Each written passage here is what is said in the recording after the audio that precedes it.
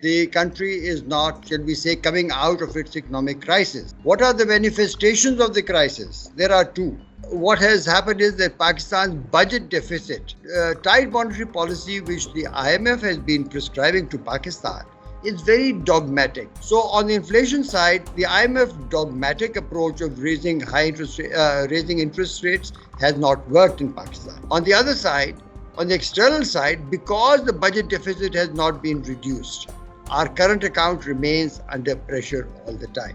GDP in Pakistan is not an accurate measure in Pakistan. It is always inflated, where resources are going into those sectors which are protected, but they are not exporting industries. Agriculture market is not functioning open. Otherwise, just look at it. Pakistan inherited. Watch Federal Post. Bold and independent.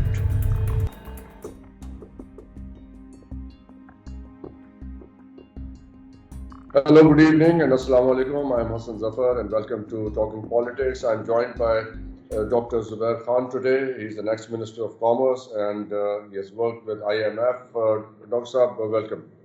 Thank you. Thank you. We are going to talk about Pakistan's economy today, but I would like to begin by asking you, how do you see yourself as an economist? Do you favor reforms, or are you up for some drastic measures that need to be taken to revamp Pakistan's economy as we stand where we stand? Look, Pakistan has been suffering what we call macroeconomic instability for many years. And that is why Pakistan had to go to the IMF, 24, 25 times programs. And now in the last, I would say 10 years, we have been almost in a perpetual IMF programs. And yet the country is not, shall we say, coming out of its economic crisis. What are the manifestations of the crisis? There are two. One, that inflation has continued to rise. And the other one is that we have an external account crisis where we keep running out of reserves and are not able to build up enough reserves to meet our, say, foreign exchange obligations in terms of debt payments, or to be able to pay for all the imports that the economy requires. So these are the problems that we are facing again and again.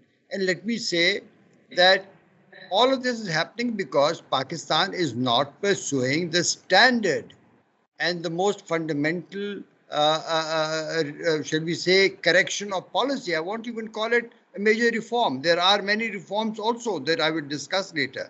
But the fundamental cause of the instability is not being addressed. And we can discuss that when you want me to discuss it.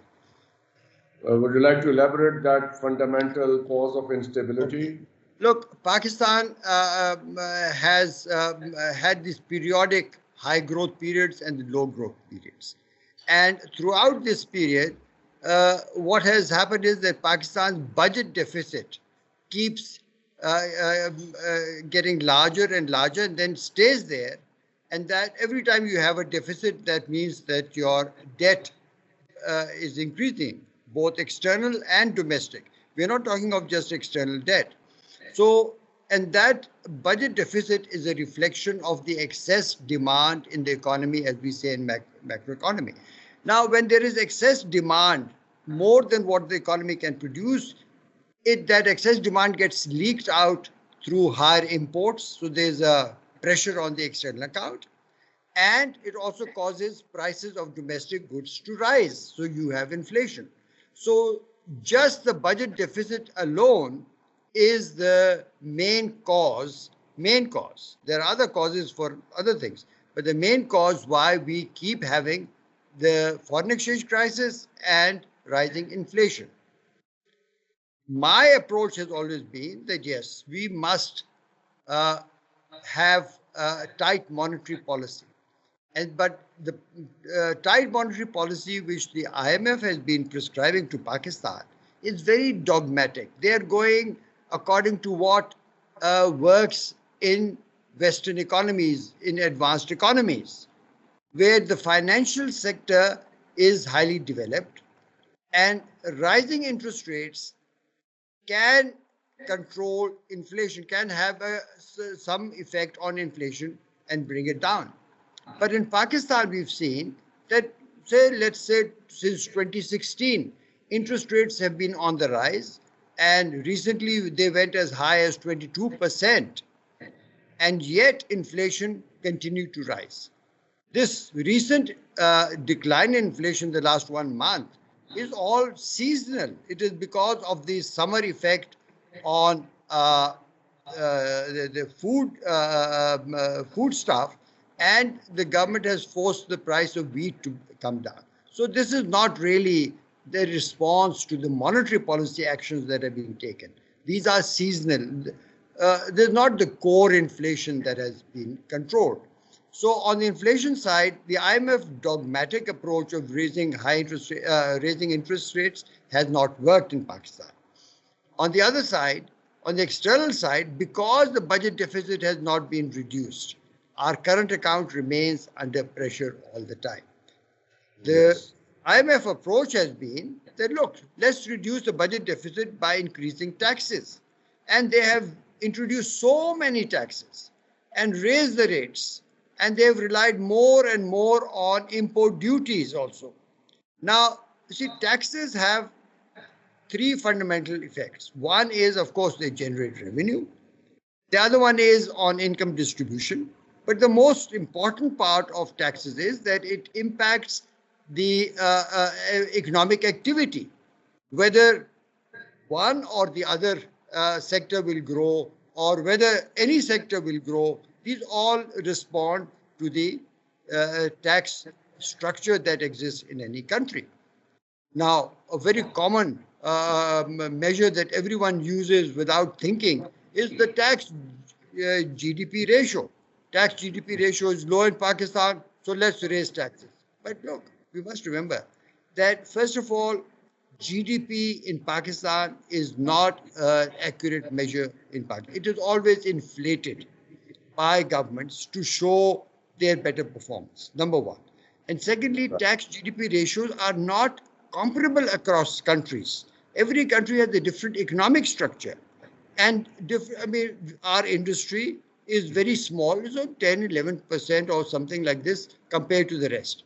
So when we talk like this, we have created a tax environment which doesn't allow the big companies to generate investable surpluses, and the high tax structure destroys the small SMEs and the small companies, which have been the basis for growth in East Asia. Throughout the East Asian experience, there have been waves and waves of countries that have become newly industrialized countries. And it has been led by these small companies that become large and large and large. Pakistan, we don't have that happening. So you see that our approach to address the budget deficit has not looked at the expenditure side at all. Pakistan's expenditures are rising phenomenally. The governments increase wages, and they spend more and more in current expenditures without any constraint. This is how political, shall we say, power is manifested. This is how you do favors to your voters, by spending more and more money. But in fact, by doing that, you raise inflation and you put a bigger burden on them. Now, people don't understand. But I understand that the pressure is being put on the middle classes or the salaried class because the tax is going vertical rather than horizontal. And very interesting thing that you mentioned, size of the GDP doesn't really reflect the size of the real economy, because undocumented economy is not reflected in the GDP government papers. Is that true? So how do we... Yeah, that too, that also. See, what we have to understand is that for instance, if you take a sectoral view of the tax collection, the manufacturing sector, if you look at the taxes collected from the manufacturing sector and their GDP, the tax GDP ratio is phenomenally high. It's nearly Yes. 30-40%, or if I recall well, that the last time I saw it was over 40%. So the taxes are borne by only a particular sector. So you are crippling them. And then by Right. having high import duties, what you really do is you are really having an import substituting environment where resources are going into those sectors which are protected, but they are not exporting industries. So Yes. on the competitive, it doesn't help the competitiveness of our economy. So while Yes. we are suffering from poor macroeconomic policies in terms of we are not taking care of macroeconomic imbalances, we have completely neglected competitiveness. And that is also a major flaw in the IMF approach. Exchange rate alone, let me just point this out. Exchange rate alone does not take care of competitiveness in the modern, since the WTO and all of the rules and regulations. You must remember that in the last 25 years, competitiveness is defined in a much broader way, and Pakistan's policymakers and the dialogue in the economy has completely overlooked all of that. What are the features of that broader definition of competitiveness that you are talking about? Let me give you an example. Our leather industry, for instance. I mean, we are stuck in those primitive products. Leather industry has not been able to grow because we cannot certify to the buyers abroad that the effluents of the factories are treated for on environmental grounds. That there is no one here to measure and certify that. So the lack of what we call the standards and conformity infrastructure, which first sets the rules which outside buyers will accept, and then when you abide by those rules, the outside buyers can have confidence in our system. Our laboratories, for instance, that would test these things, they are not accredited internationally. You understand? So these are the small things. Give you one example. It also is affecting, shall we say, textiles. An Yes. example, a counter example in India was that near Calcutta, they set up a big area, a big, shall we say, place where there were about 100 leather tanneries were set up, and they have a consolidated treatment plants which are according to certain standards and tested. So the output of all of those factories are then very confidently bought by outside consumers. So Right. we lack these kind of detailed understanding of competitiveness in Pakistan. Right. Thank you so much for elaborating this part. Two things emerge from your discussion of these matters. One is the taxation on agriculture. Is that necessary given that agriculture sector is performing comparatively better than other sectors, as we have seen the reports recently? There is slightly some improvement despite whatever happened in recent wheat scam I'm referring to, but it has shown some growth, some health. Do you think it is necessary to bring it under some kind of heavy taxation as the IMF is suggesting and removing all the subsidies? No, I think the IMF again has a very skewed view of the matter. Look, taxation is just the direct taxes or indirect are just one way to take resources from a sector and give it to the government and then spend it somewhere else. In the agriculture sector has been suffering throughout our 70 years from the impact of pricing policies. Prices of agriculture products are deliberately and through pricing policy measures kept below the open market conditions.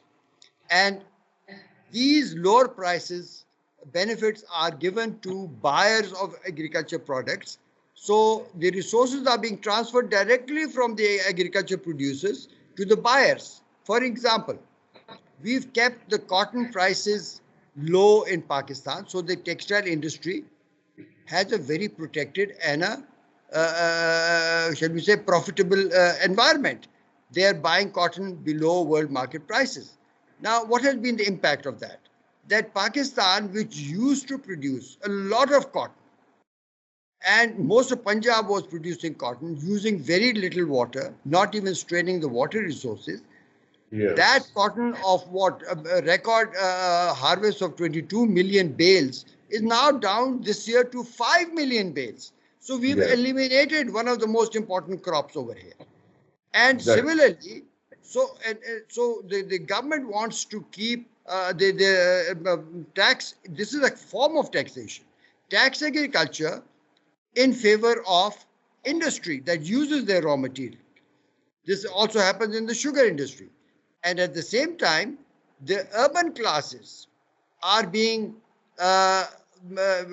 protected by making sure that food product prices are kept lower than international prices.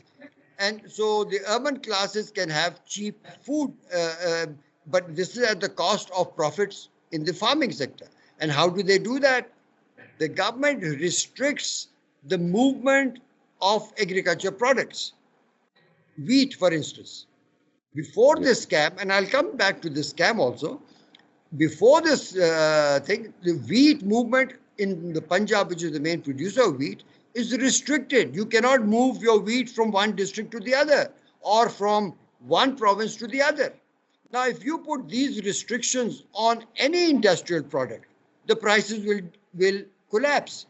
And this is how the agriculturists are being taxed. You don't let them sell wherever it can, and you don't allow the export.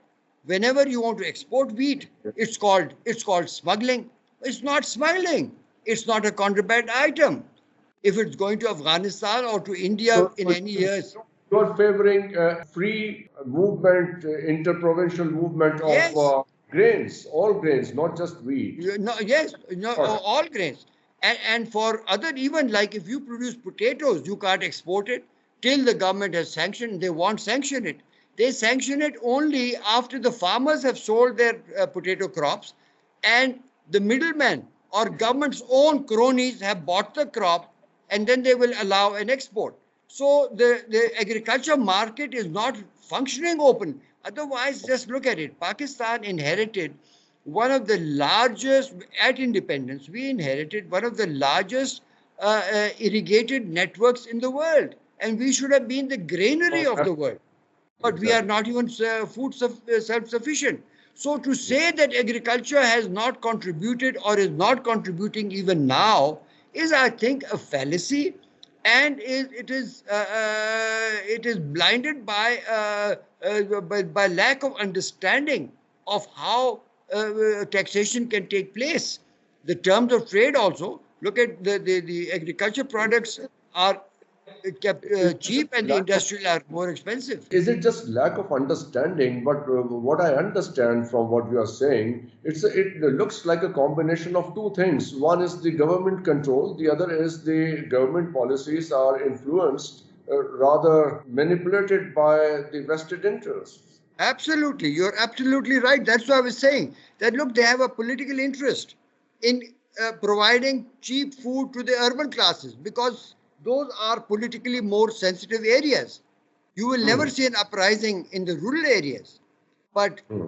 there can be riots in the urban areas. So you want to make sure that these products are kept at low prices at the cost of the income of the poor, of the agriculturists.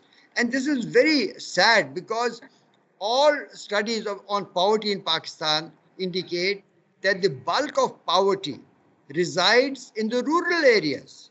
Not just the farmers, but those who rely on farming activity for their incomes.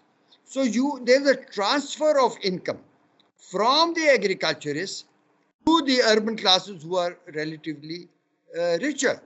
And similarly, there is as you were saying, the clout of the industrialists is such that they force agriculture output prices low so that they can reap a lot of money. And despite all of these benefits for the textile industry, our textile industry has failed to move out of yarn and towels and simple products into the refined, high value added textile sector.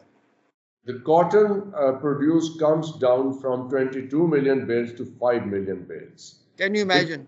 Because of the interest of the sugar producers. Yeah. We have seen what happened to the wheat crop this year. The agricultural sector, that is the main contributor to Pakistan's economy, is being put under pressure by design.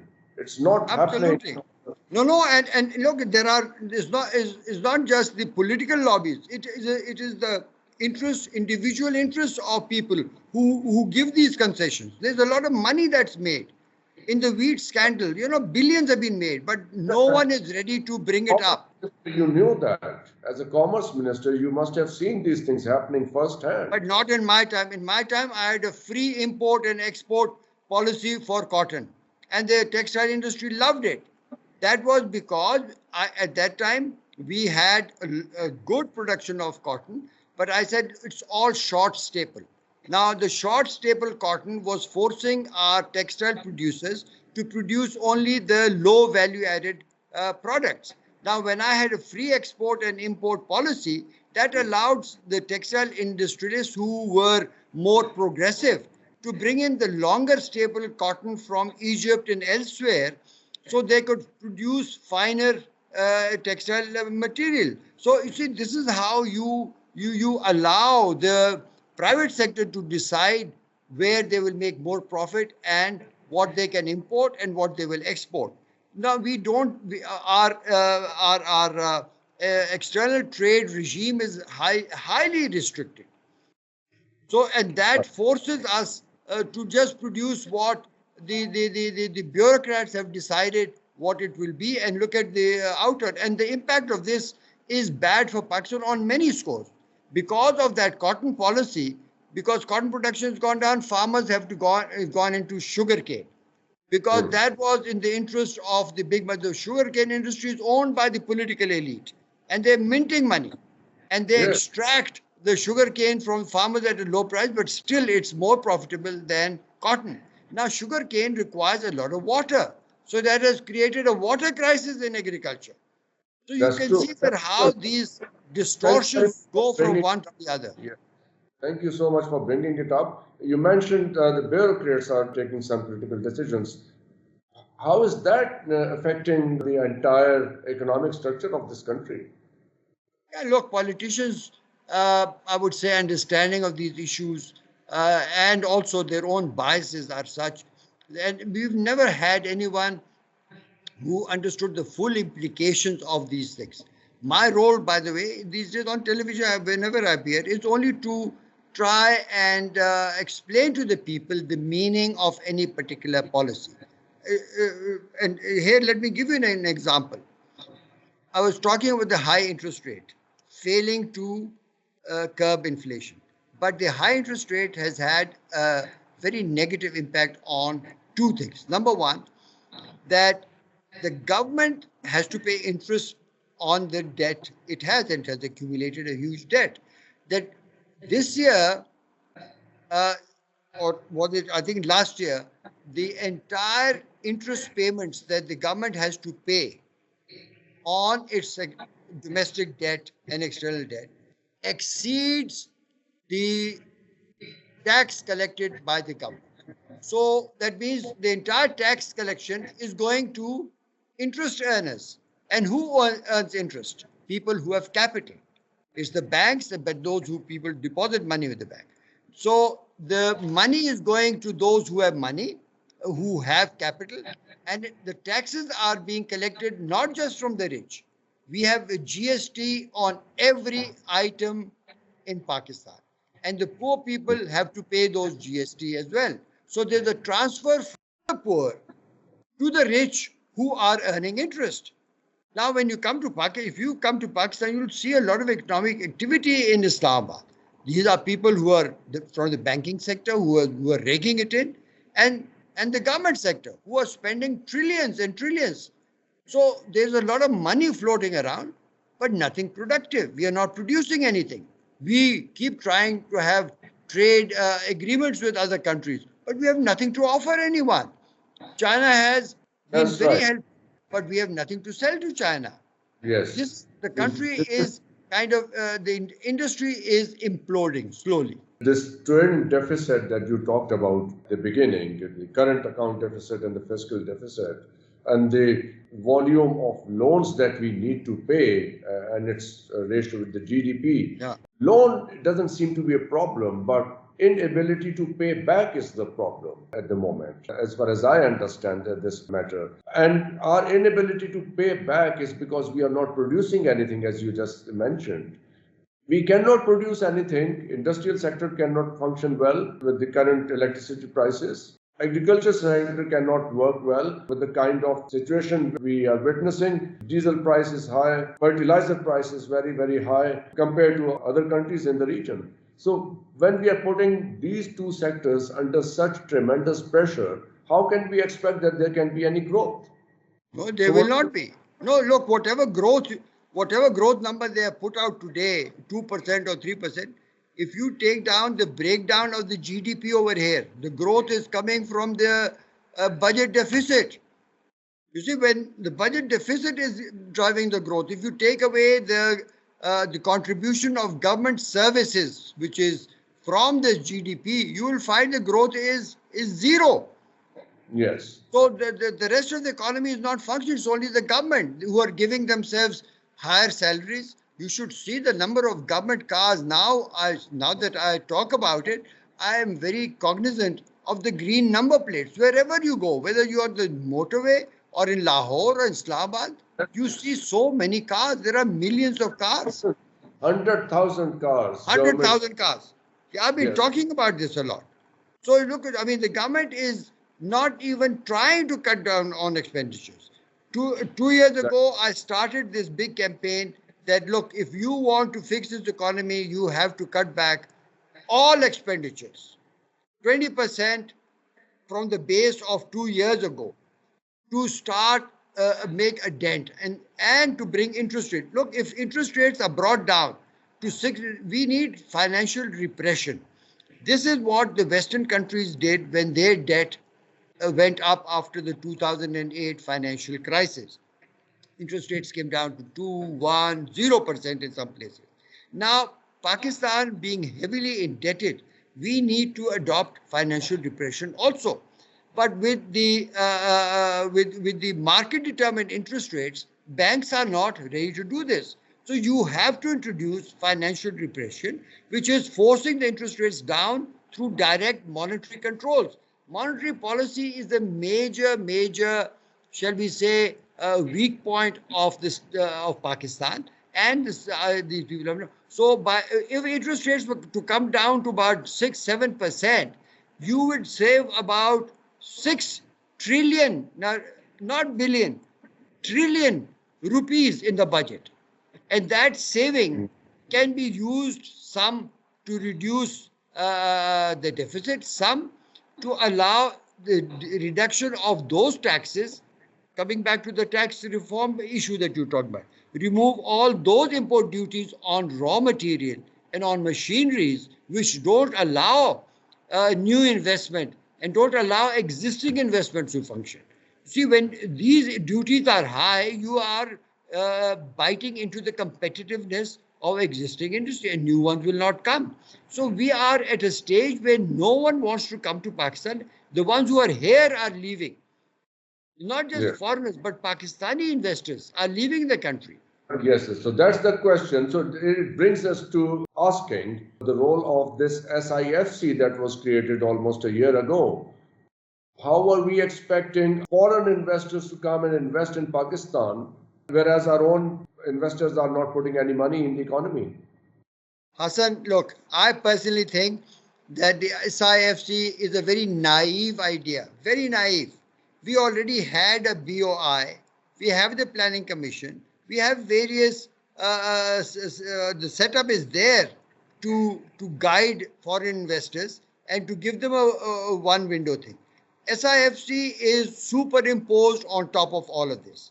And who sits in the SIFC? The SIFC was only distinguished by the fact that the military was sitting in this. Now, in the Pakistani mindset, where military has always been there to get its own way no matter what, it might impress somebody over here. But a foreign investor, when he comes to Pakistan, he's looking for the rule of law, whether we have the constitutional functioning or not, whether the laws under which they invest, will they be functioning or not. Now, just because if there's a general sitting there and he shows them that, look, I will make sure the doors will open for you, they're talking that how long will this general be around? Investments are for many, many years, 10 years, 20, 30 years. In the mining sector, they're 30, 40-year investments. Now, they can only be given confidence and security if there's a rule of law.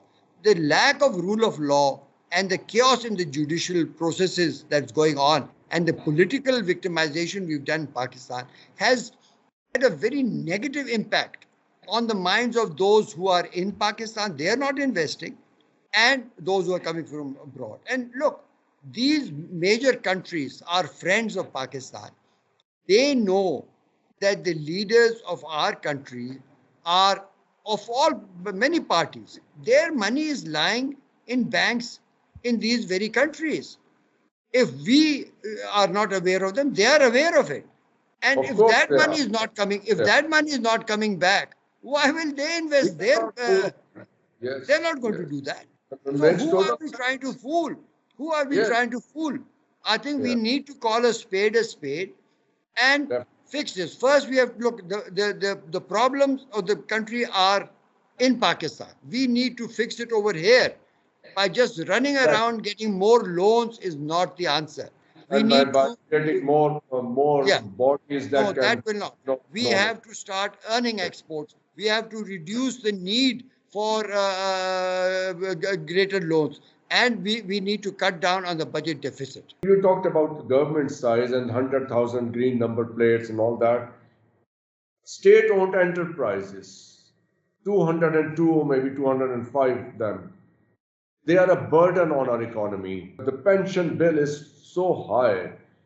What should we do with them? And there is this privatization thing going on, and we know in whose hands this whole business is at the moment. How do you see that moving forward, the privatization of these SOEs? I think there has been a consensus in Pakistan since the mid-1990s when I was in government that it is not the business of government to be in business. And that even if there is a state-owned enterprise that is functioning all right, eventually it will become unprofitable and will become a drain on the budget. Not only a drain on the budget, but it will not be able to contribute towards the GDP and becomes a distortion in the functioning of that industrial sector where that SOE is operating, because they get privileged access to capital, they get privileged access in bidding for, in contracts and so forth. So there is no doubt that the SOEs don't have a place in this country. But we don't do it.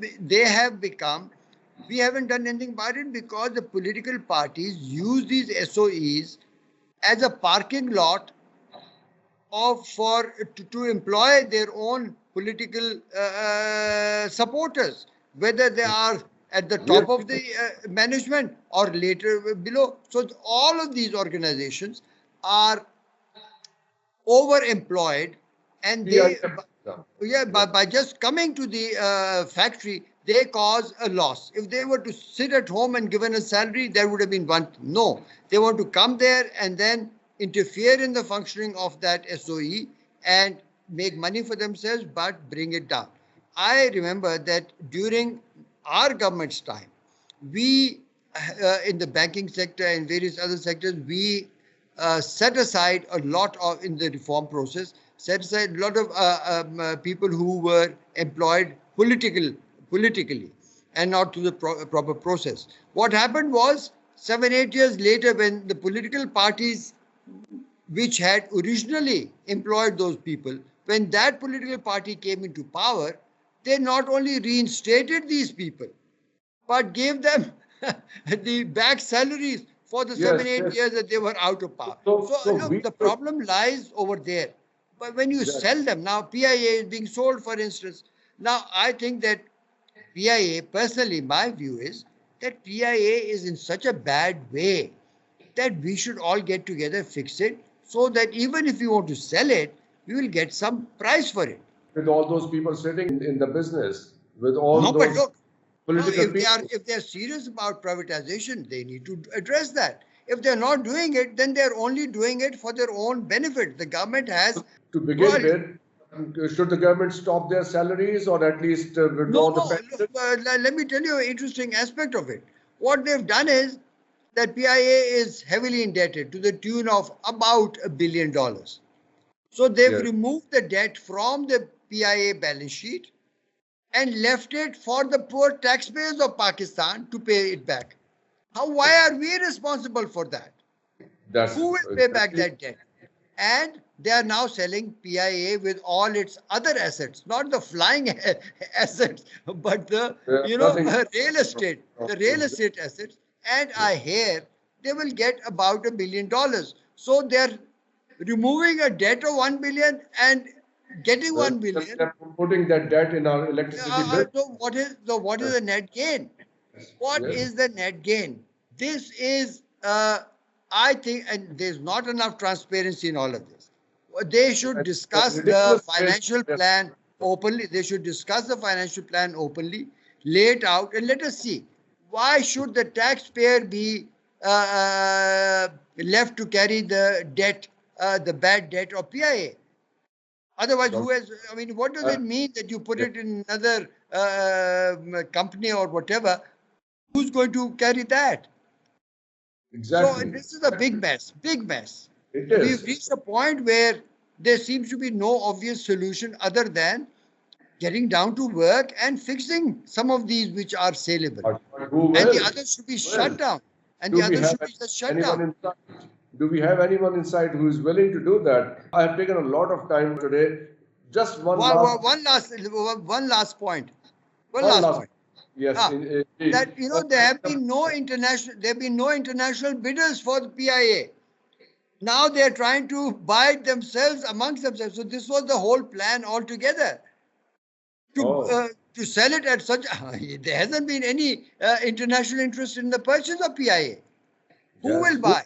You see, if they buy, how will they take the money out? The airlines that are flying to Pakistan, they are not able to take the money they earn through the sale of tickets out of Pakistan because of our foreign exchange crisis. How will the owners of PIA take their money out? So we are stuck from many sides, and they are shutting their eye to all of this. As we said, it's a combination of bad policies and bad intentions. Yes, absolutely. Yes, so it appears. The last thing, the budget that's going to be presented next month. We have some figures, initial figures, an estimated deficit of 9,600 billion rupees and 9,700 are going to be spent on the debt retirement, and the IMF has estimated 2 trillion rupees defense budget. It's a very heavy bill. How are we going to pay it, whereas FBR's estimate of tax collection is 12,400 billion only? Look, each one of those figures is very sad and very mind-boggling. First of all, you haven't talked of any. There are no reductions in expenditures. I will not support any budget that does not include now 30% reduction in expenditures across the board, in every department, everywhere. Because see, that was a different base. 30,000 cars need to be taken.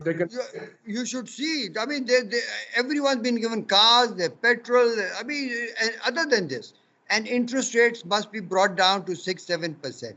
When you do that, you will form a basis for a fiscal adjustment that will solve the problem. And these budget figures, they have never really had any, shall we say, meaning in terms of the outcome. the outcome is always much worse. I would like to first look at the outcome of the previous year budget, where the deficit is still 7.5 to 8% of GDP. How can they spend so much money beyond what has been approved by the parliament? And who's responsible? Now, all of that adds to the debt.